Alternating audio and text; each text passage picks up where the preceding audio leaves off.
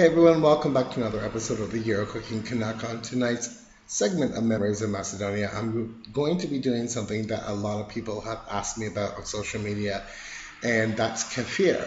Now, thanks to my friend Jasmina, who's turned me on to kefir making. Darling, this video is dedicated to you. Now, you might ask, what is kefir? If you're from the Balkans, you should know this already. But basically, it's a fermented milk. Now, you can use half and half milk, or you can use skim milk, semi-skim milk.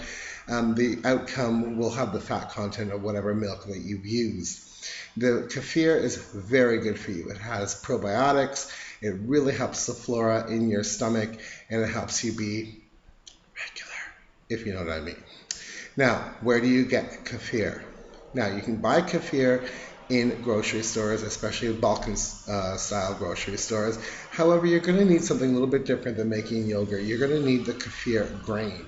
The kefir grain kind of looks like cauliflower little pieces. They're little spongy balls, and they do grow over time. Before you know it, you're going to have a kefir family. Where can you get these little kefir grains? Well, you can get them in health food stores, or you can get them online. If you're lucky enough to have a Balkan store that sells them around you, then all the better. But you can source them out. You can get them. They are available. The best way to get them is from a friend like Jasmina. Once your kefir family starts to grow, you can start to share the grains. And believe me, it doesn't take long. So tonight I'm going to be showing you how to make kefir. What I'm having for dinner is Tavche Gravche. I've shown you this video before. I will put a link below. But tonight I'm doing something a little bit different. I'm going to be using some smoked pork hock in there. So I will show you along the way what I'm doing with my Tavche Gravche as well. Because, why? Kefir and the Tavche Gravche just go so well together with some nice crusty bread, some serinje or feta cheese, and Bob's your uncle, hot peppers if you like. Oof, I can't wait. Guys, sit back, relax. I'm going to show you how to make kefir, and once in a while we're going to check in my Tavche Gravche. Let's go.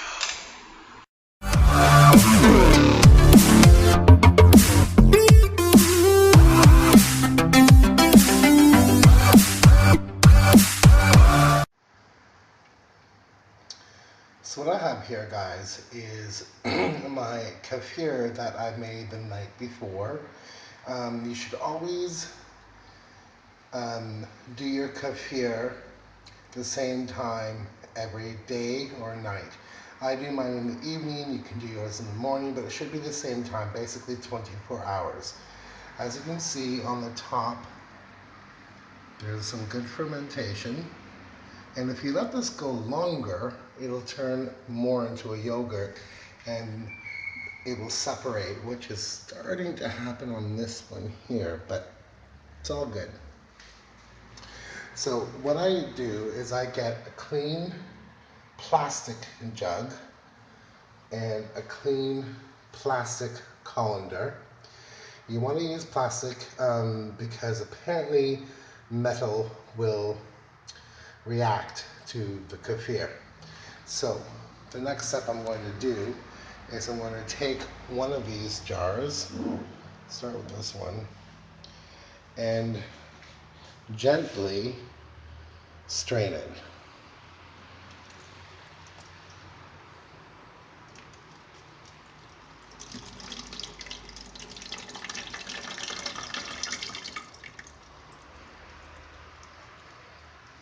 Now on the bottom of my jar I have a little bit of yogurt buildup, as you can see, which is fine.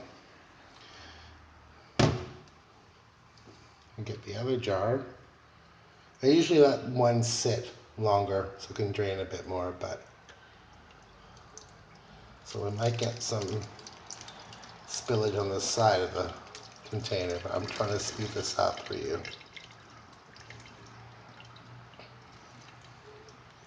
And already I can smell it. It smells amazing. Fermented, almost like a yogurt smell. So what you want to do is let this drain a bit. Like I said, I normally do one at a time, but you can tap it down, or you can use a plastic or wooden spoon to get this down, and I'll show you what that looks like in just a sec. In the meantime, let's check on our Tavche Gravche. What I have here are beans. They're actually from Macedonia that I bought with my teta anche and T-Nex. They were in bulk, so they are from a village. They weren't pre-packaged. So what I've done is I've rinsed them really well. I soaked them just for a little bit. If you soak them overnight or for much longer, it makes the cooking time quicker. I'm not bothered. I like slow cooking, so it doesn't bother me. I've added these to plenty of water, no salt, because it makes your beans tough.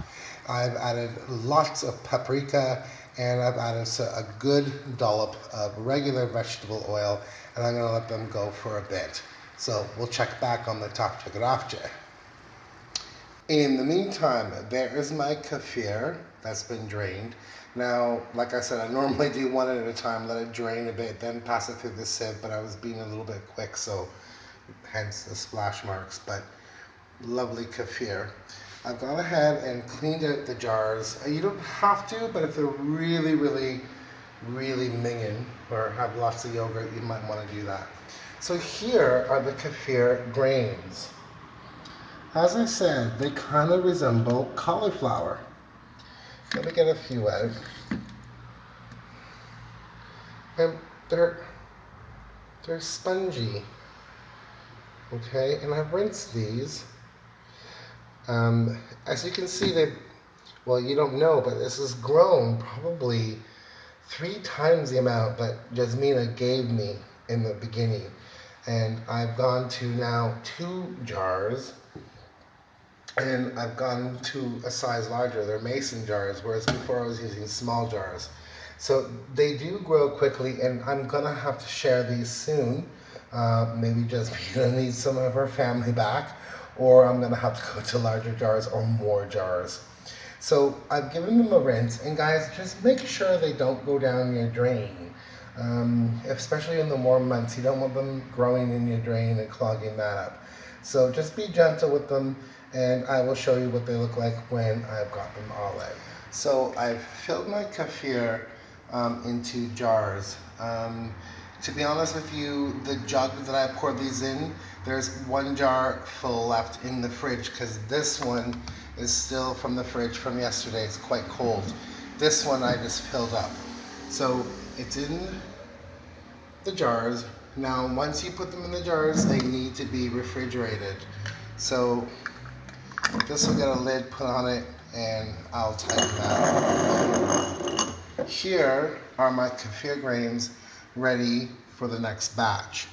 I tried to evenly distribute them, and to be quite honest with you, I probably could stand to use another jar, or maybe even 2. So what I use is the long life milk. There's debate on the internet about that.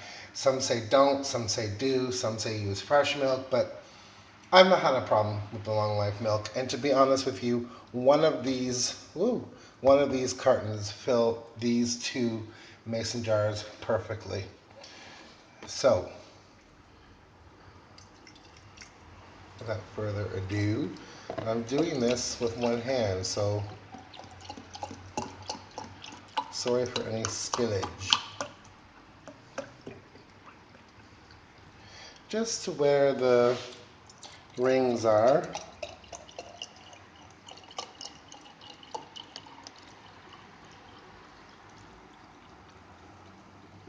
Right. So, those are going to be set out on the counter overnight, and at the same time tomorrow, I'm going to drain them, jar them, refrigerate them, and start a new batch. So every day you'll have fresh, amazing, healthy kefir. Guys, that's how simple it is to make kefir. I hope you try it at home. In the meantime, what's our Tavche Gravche doing? Still boiling away. Alright guys, kefir. It's so easy, so good for you. It's amazing. If you have any questions, as usual, please enter them into the comment box below. If I can't answer them, Jasmina will. All right, we'll be back and show you the Tavche Gravche. Hey guys, welcome back to the stove top. So what I have here is my Tavche Gravche. I've put on a low simmer now. The beans are not completely soft, but they're getting very, very soft. So now it's time to put this amazing, beautifully smoked pork shank, or you can use pork hock, in the Tavche Gravche itself. You can use smoked ribs, even smoked turkey I've used in the past. So I'm going to nestle that down in there, let it do its thing, and we'll be back. So guys, I just leave my kefir out on the counter overnight in a warmish spot, not too hot. It's by a window, which is cracked open just a little bit because it's very hot here in Malta right now. But I just leave it on the counter and let it do its thing. It will ferment and it will be kefir before you know it. You don't need to babysit it. It's that easy. Just as I said, make sure that the jars are sealed tightly because it does ferment and you don't want it to bubble over. So seal them tightly and that's it. Your kefir is done, guys. Every day you're gonna have new kefir. If you want to stop the process, you can put those grains that I showed you in a clean jar like these in the refrigerator for up to 2 weeks. If you want to completely stop it, you actually can freeze them. Now, I've been told, and I've not seen it yet because they're quite hardy, but when the kefir grains are dead, they will go black, so you'll know not to use them. I moved homes and I had no kitchen for good 2 weeks, and the grains had nowhere to go in the fridge. They did not die. They did not go black, but they just smelled really sour, and I ended up chucking them. But they did not die. So if you need a break, if you're thinking, oh, I'm making too much kefir, you can halt the process by letting them go dormant, letting them sleep for a bit in the fridge in a clean jar, or if you want to stop them completely for an extended period of time, you can put them in the freezer, right? So guys, this is really healthy for you. Probiotics, amazing. And like I said, I love it with some bread. I drink it in the morning. I love it with Tavche Gravche, hence while I'm making Tavche Gravche. So the Tavche Gravche is getting softer and the meat is falling from the bone. So now all there's left to do is add some oil to a pan, some paprika, a little bit of loot, bukafits, and you're gonna go and let this stir. This happens very quickly, so keep an eye on it. Don't go check on your, I don't know, your knitted cherapi. Don't go check on your bafcha. Keep an eye on this. Now this is they say a must in Macedonian cooking. However, I've omitted it before, I admit, but let it sizzle. There it goes, guys. Get that beautiful dark color with the oil. Oh, smells amazing. Ooh, some butter is starting to splatter. I can smell it. It smells amazing.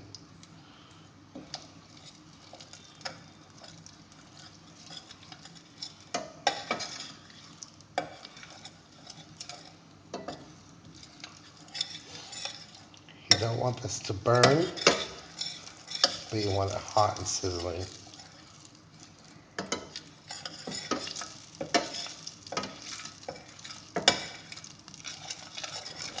And then once you have it hot,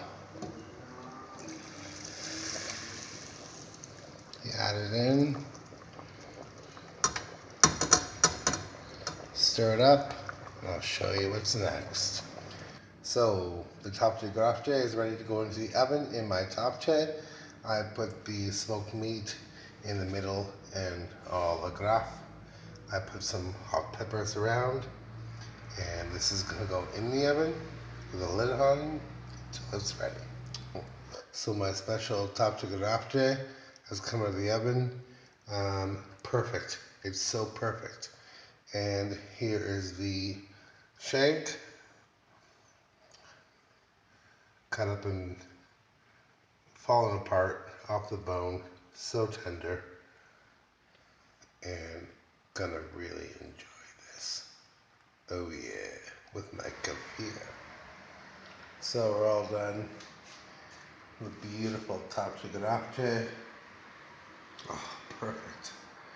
The shank, some beautiful crusty bread.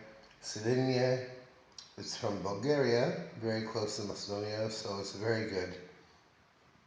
And of course, the star of the show is my kefir, which is gonna go so amazing with this meal.